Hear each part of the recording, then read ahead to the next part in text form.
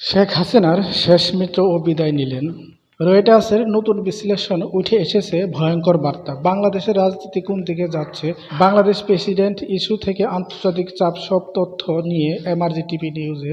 Reuters বলছে, শেখ হাসিনা সরকারের শেষ ভরসা ছিল রাষ্ট্রপতি ভবন ও প্রশাসনের শীর্ষ মহল। আন্তর্জাতিক চাপ, যুক্তরাষ্ট্র, ইউরোপ, জাতিসংঘের একের পর এক বিবৃতি, গণতন্ত্র ও মানবাধিকার ইস্যুতে চাপ, অন্তর্বর্তী অবস্থার ছাত্র জনতার আন্দোলন, অর্থনৈতিক চাপ, ডলার সংকট, দলীয় টানাপোড়া, আওয়ামী লীগের ভেতরে ফিউচার নিয়ে অনিশ্চয়তায় অনেক সাইডলাইন। রাইটার্সের ভাষায়, Hasina now start increasingly isolated both at home and abroad.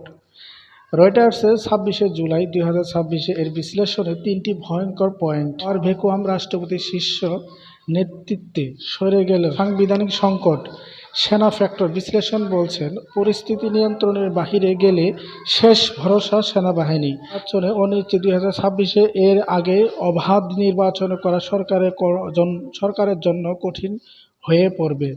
Writers লিখছেন, this is the most serious crisis for Hasina since 2009। Awami League বলছে এটা বিদেশি ষড়যন্ত্র, সংবিধানে অনুযায়ী সব চলবে। বিএনপি, জনগণ বিজয় সময়ের ব্যাপার, তত্ত্বাবধায়ক সরকারের দাবি আবার জোরালো। সুশীল সমাজ, সংলাপের বিকল্প নেই। রাষ্ট্রপতি ভবন থেকে এখনো অফিসিয়াল কোনো বক্তব্য নেই। রাজনৈতিক বিশ্লেষকরা তিনটি রাস্তা দেখেছে: সংলাপ, সরকারের বিরোধী, সুশীল সমাজ বসে সমাধান, কঠোরতা, আরও গ্রেপ্তার, মামলা দিয়ে পরিস্থিতি নিয়ন্ত্রণ, সাংবিধানিক পরিবর্তন, নতুন রাষ্ট্রপতি, নতুন নির্বাচন, রোডম্যাপ, আগামী ১৫ দিনের বাংলাদেশের রাজনীতির জন্য টার্নিং পয়েন্ট। শেখ হাসিনার শেষ মিত্র বিদায়। রয়টার্স বলছে, বার্তা স্পষ্ট, চাপ বাড়ছে, এখন বলের গতিপথ কোন দিকে যায় সেটাই দেখার। আপনার মতে এরপর কি হবে কমেন্টে জানান। দেশের সব আপডেট পেতে এমআরজি টিভি নিউজের পর্দায় থাকুন।